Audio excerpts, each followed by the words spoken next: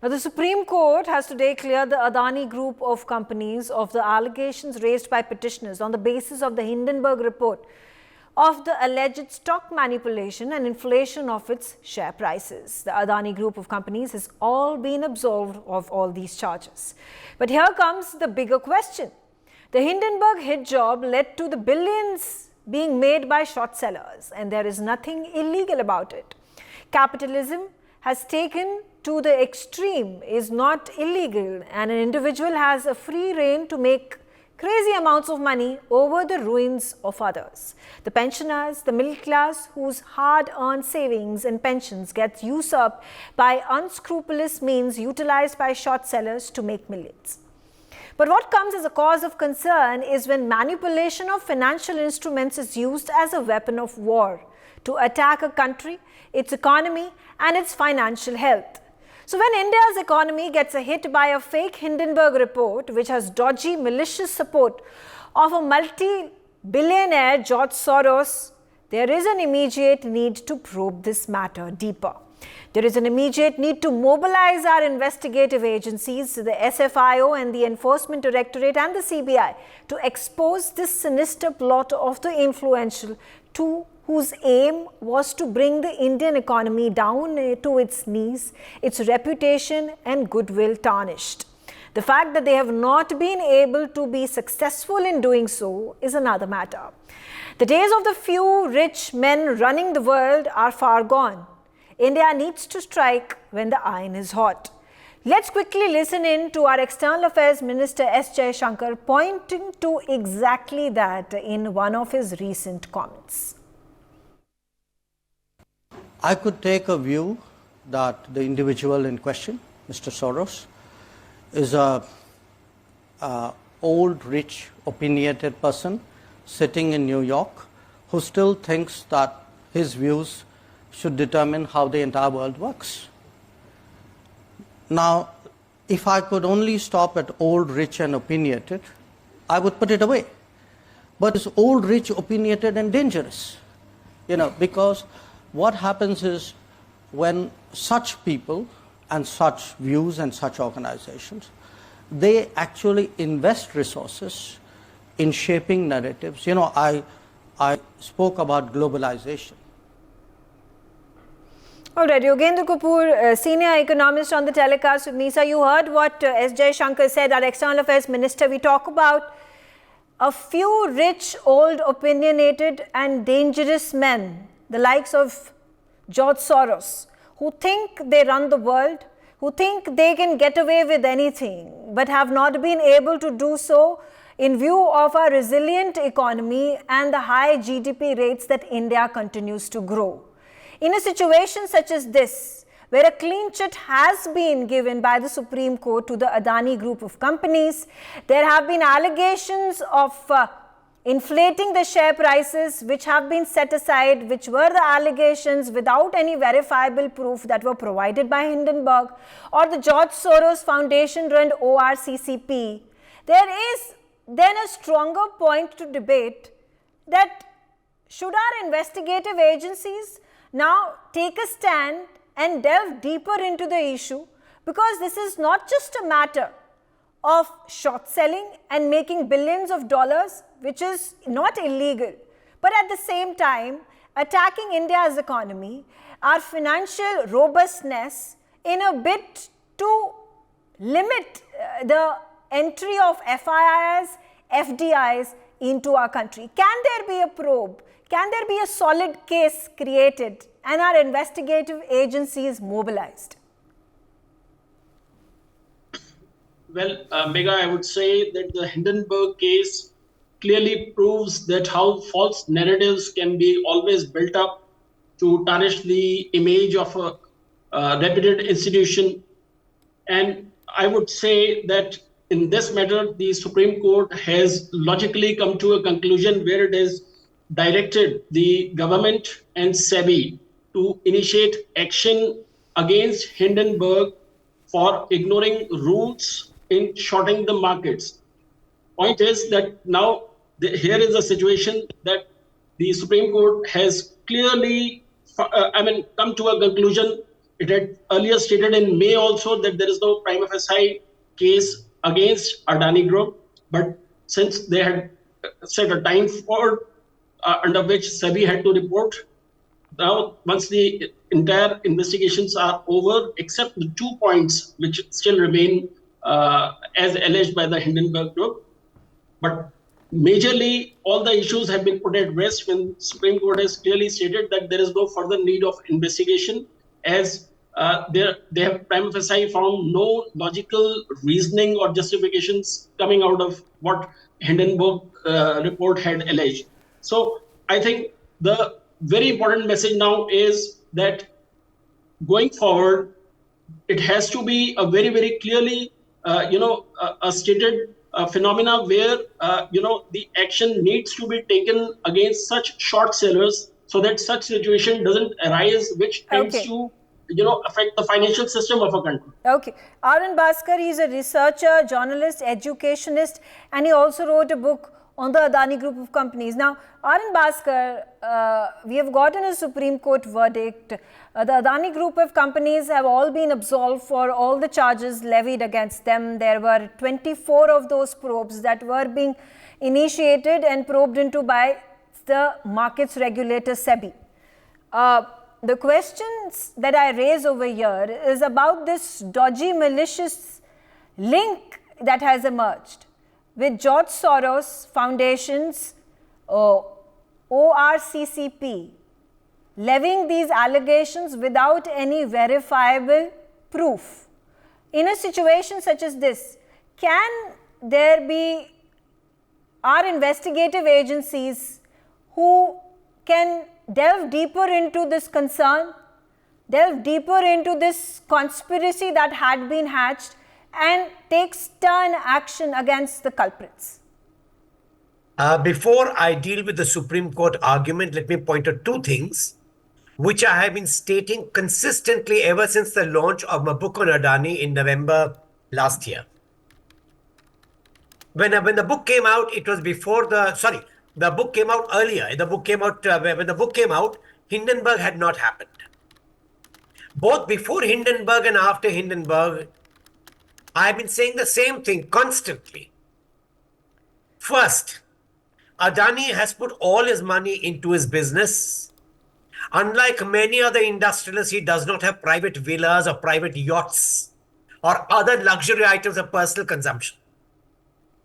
Unlike other industrialists, most other industrialists produce goods that can be imported. None of Adani's businesses are import substitutable except for edible oil. Wilmar, which is planning to sell off in any case. You cannot import ports. You cannot import electricity. You cannot import highways. You cannot import transmission lines. These have to be put in the country. If the country has to grow, these become inevitable. That's the first part. The second part, which I mentioned after Hindenburg, is that Hindenburg was himself a self-confessed short seller. In any other country, he'd be arrested for insider trading. Why those proceedings were not used against him is a different issue altogether. But here was a man who first decided to sell the shares, then afterwards announced the report so that the market prices would crash and he would be the biggest beneficiary of repurchasing the shares or having sold the shares at a high price, and he'd be comfortable. Fair enough. But such actions have been taken in the past as well. These controversies, these scams, the most recent, in fact, the historic one, we talk about Harshad Mehta, everybody knows about it. And there are these short sellers that have constituted, that have remained in the markets abroad and in India. And these are the loopholes they have been able to create and find out and be able to short sell, make billions of dollars, billions of crores for themselves. Absolutely. Yeah. So Hindenburg himself was a short seller, point one. Right. After that, there was an orchestrated... And it does not make any qualms about short selling. Yes, my argument is that whether Indian authorities will pursue the short selling crime in other courts overseas remains to be seen. That's point one. Point two, when a person orchestrates news to make sure the prices fall further, It's a conspiracy not only against the industrialist, but against rules of the market, and thirdly, against India's national interest, because you are affecting investments in sectors that the country needs very badly. Now, let's come to Soros. Soros in the past has also been a short seller. One of the best times when he was a short seller was in the Malaysian currency, where he short sold, almost made the Malaysian currency crash. And the government had to intervene and ban any capital outflow so that the currency could be saved. How should a person like Soros be dealt with in the international markets is a matter which is very tricky because it deals with Indian laws, with international laws, and global markets. The fact that George Soros has been a notorious short seller.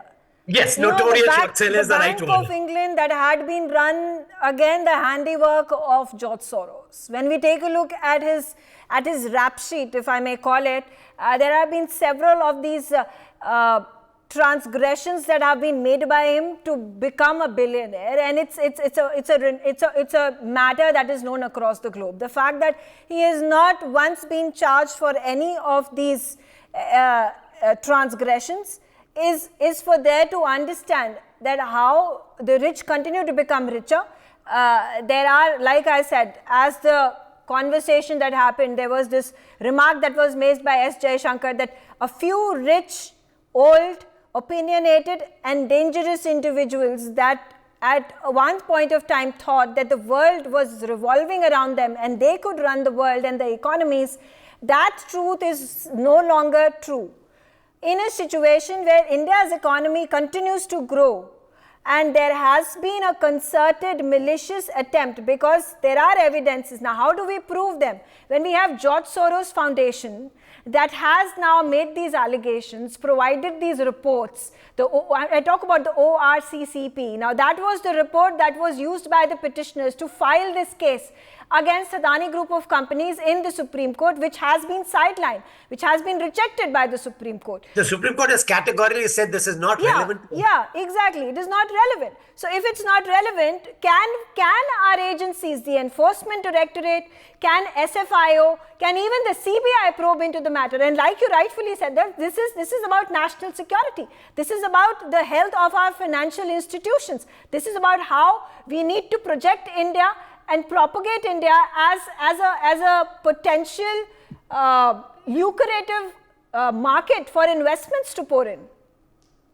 There are two issues involved here.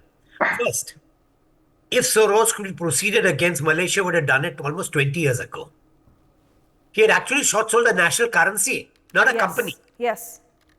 Now there are laws internationally which allow these things.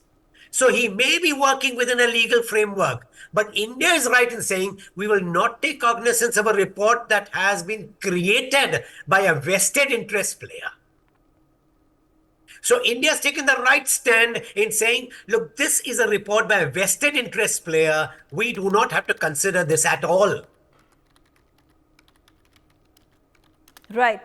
You're absolutely right. So then my next question, Aryan Bhaskar, comes is about the allegations that continue to be made by our political party leaders, talking about the alleged crony capitalism that is being practiced by the BJP-run government.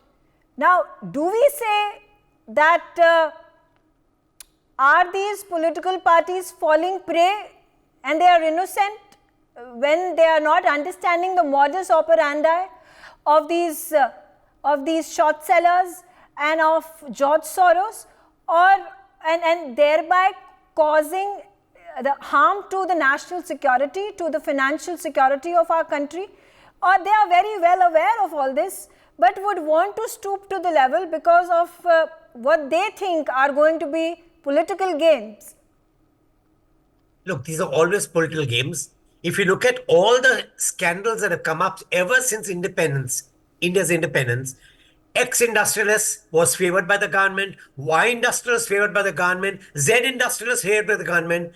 The story of industrialists being favored by the government is an old story. The story of crony capitalism was there in Congress times also. Mm-hmm. Now, the same story, the people who were defending themselves against crony capitalism are now making allegations of crony capitalism. Again, you have a situation of a person, of a pot calling the kettle black. So, keep that political angle aside. Let's look at another side. Should the government get involved with industry? Let me give you two examples. When Sri Lanka had a power plant, which they wanted to set up, and Adani had a large port over there, and they were not sure who to give it to, the government of India said Adani is the best person. If a government promotes an Indian industrialist overseas, is that wrong? The government's job is to promote Indian industry. The government's job is to promote industrialists who can benefit India and spread India's financial muscle across the world. Okay. Let's take a second example. When Adani picked up the port in Haifa, I'm certain there would be discussions between the Israeli government, the Indian government, and the US government to make sure that Adani was the best candidate available. In India, there's no other port builder that the government could have supported. Adani was the best choice. And when Adani owns Haifa port overseas, it's an Indian that's owning a port overseas. It's an Indian that's owning a port in Colombo. It's an Indian that's owning a port in Australia. It makes India stronger. Should a government not make India stronger? You choose. Absolutely. Absolutely, right point. And then can there be precautionary, proactive measures, sir, that can be taken, particularly with regards to putting restrictions? And which are these individuals, which are these entities that enter into our territory, enter into our markets as FIIs? Can there be, I know there have been a lot of rules and regulations that have been changed in the last 2 to 3 years, particularly with regards to the Chinese FIIs that are wanting to enter into our country. But can the net be cast wider? Look, that is a very, very tricky answer to give because of two reasons. One, India needs foreign exchange badly.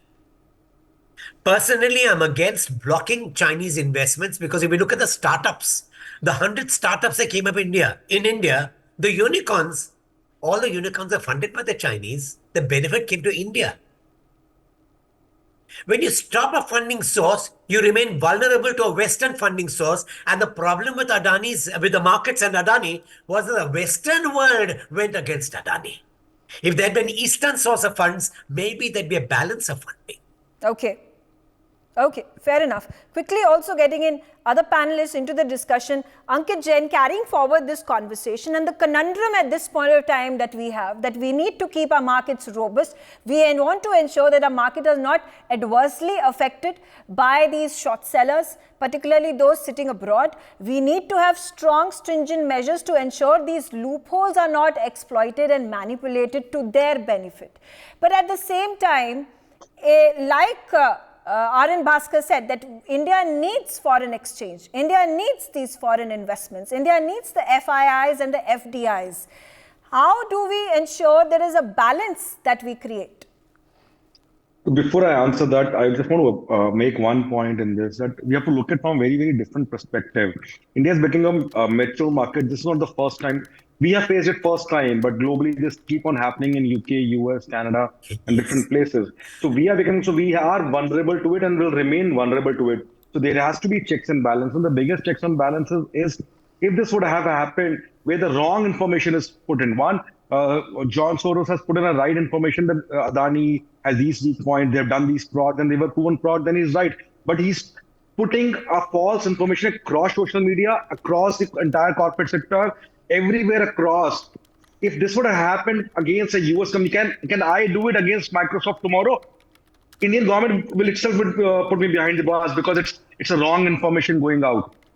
It's a false information going out. So Indian government has to take it more from an external perspective, from external information, that these kind of false information coming on the social media, this is completely not acceptable.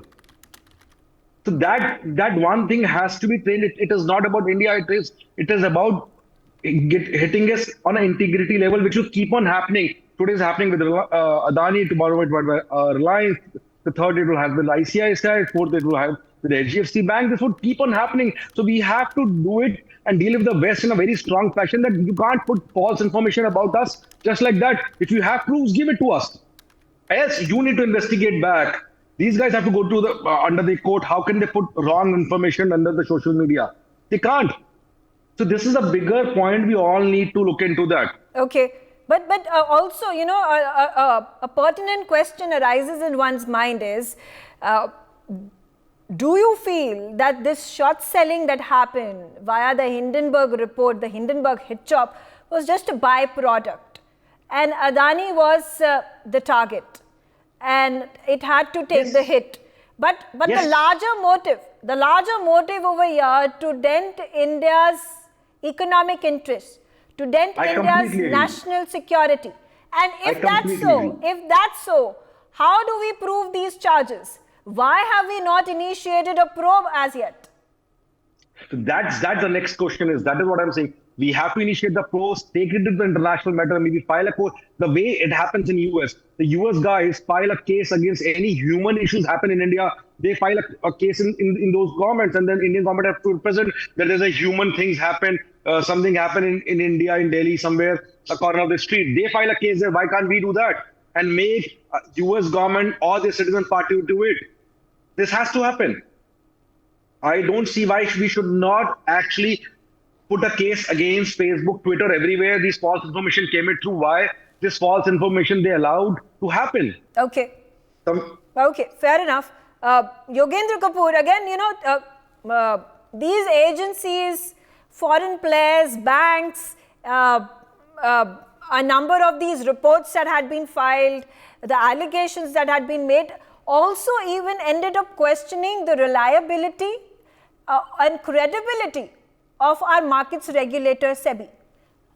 And when such kind of information is, and a narrative that is built, you know, such information is propagated, it hurts India as an economy. It hurts India because when you're you know, coming up with this narrative propagating that India is essentially being ruled by a right-wing Hindutva nationalist political party which is favoring the Hindus, and there are atrocities and human rights violations against the minorities, against the Muslims, that's a false narrative to play out. That's a false narrative to put forth. And again, in the same vein, if you are putting out that SEBI is not reliable enough, SEBI is not credible enough, it is allegedly a tool at the hands of the BJP government that is working, like I said, alleged crony capitalism.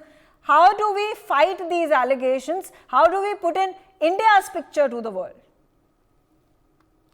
Megha, I would say that let this Adani Hindenburg case be a litmus test for our, criminal justice delivery system, as well as the, the credibility of the government itself.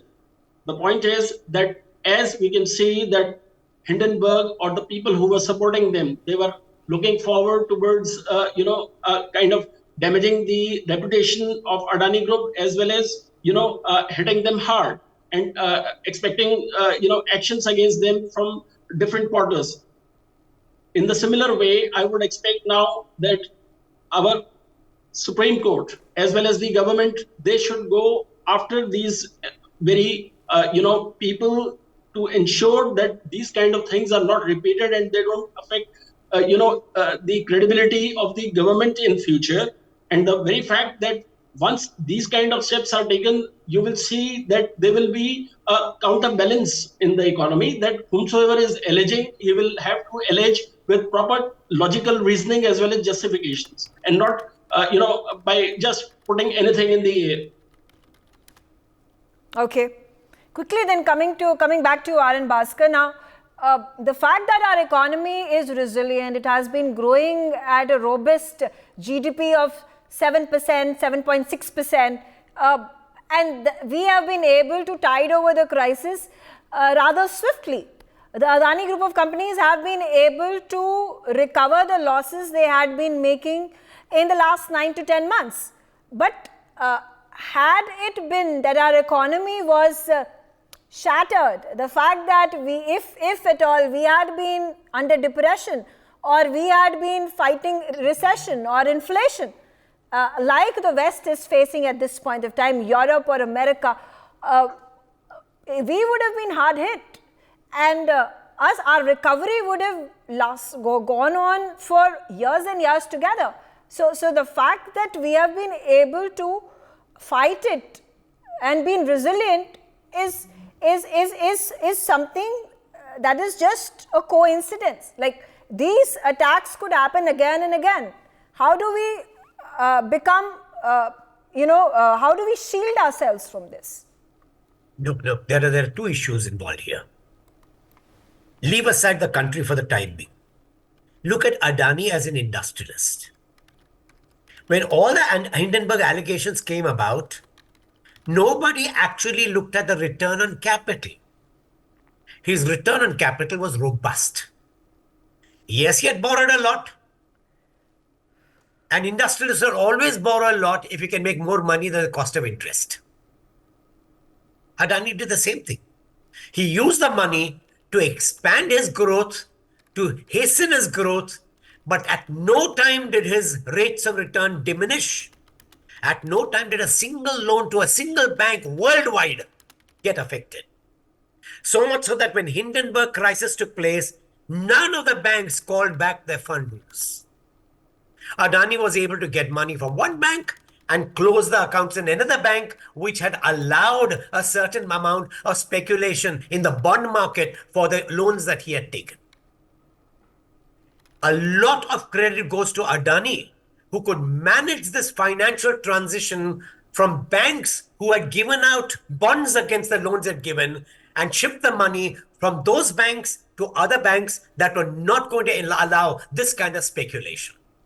Not a single bank has backed out of giving loans to Adani. Why? Because his rates of returns are good. Yeah. Because he was paying the banks back in time. And it's only a matter of time that investors realize that all this talk is bunkum. If banks can give him money, not just in India, it's not the State Bank of India because the government of India, it is every bank in the world. They were in the queue waiting to give him money because he was the most solvent borrower. Absolutely. A bank needs borrowers. Yeah. One of the reasons why Adani jumped back into this, he bounced back, is primarily because his rates of returns are good. They never faltered. And he's a very astute player in the financial markets as well. Absolutely. Absolutely. You put it exactly how things are. All right, I'm out of time, and I thank all of you for joining me on the telecast. And we'll continue to keep a close watch on how the government of India and our investigation agencies are going to make the next move in the alleged attack that has happened on India's security, India's financial robustness, and can there be action that can be taken from our regulators, our investigative agencies on the individuals and companies and institutions that have tried to discredit our economy. Thanks for watching. For more such videos, subscribe to the NewsX YouTube channel, hit the bell icon.